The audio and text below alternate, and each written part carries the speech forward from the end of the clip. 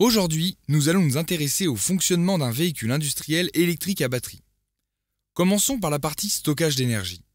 Le véhicule est équipé de 3 à 6 batteries lithium-ion.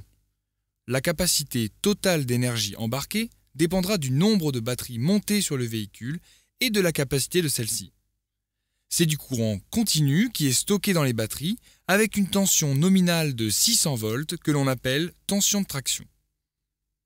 Après le stockage, l'énergie est distribuée dans le véhicule. C'est le rôle des boîtes de jonction qui relient tous les éléments alimentés en tension de traction.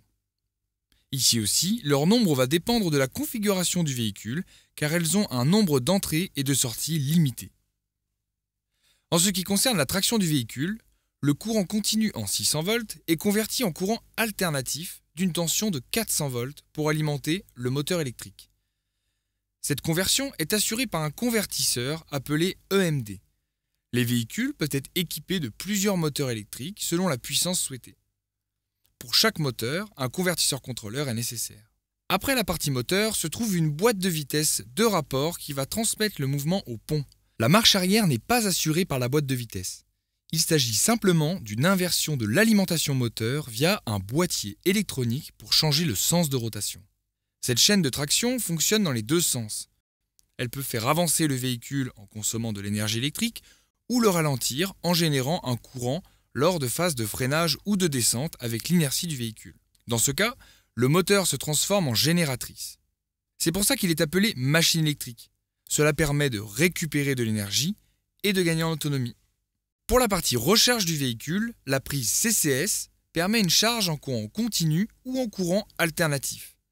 C'est le Charging Switch Unit qui va gérer les modes de charge. Ce boîtier permet également de mettre hors tension la prise CCS lorsque le véhicule n'est pas en charge. La charge en courant alternatif est plus lente car elle demande de convertir ce courant en courant continu au sein du véhicule afin d'être stocké dans les batteries.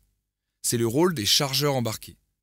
La charge en courant continu est beaucoup plus rapide car la transformation AC-DC a déjà été réalisée en amont du véhicule. Le courant peut donc directement être stocké dans les batteries. Sur un véhicule électrique, certains systèmes fonctionnent sous une tension de 24 volts, comme la partie gestion thermique, la compression de l'air, la pompe de direction, l'alimentation de la cabine, etc. Pour cela, la tension issue des batteries de traction est récupérée puis convertie pour aller recharger de petites batteries qui alimenteront le circuit 24 volts. Selon son équipement, le véhicule peut être équipé d'une prise de mouvement électrique appelée IPTO, qui est une machine électrique alimentée en tension de traction. Une partie des éléments constituant un véhicule électrique est logée dans la Modular Power Box. Avec une forme similaire à un moteur thermique, cette pièce se loge parfaitement sous la cabine et facilite la conception du véhicule.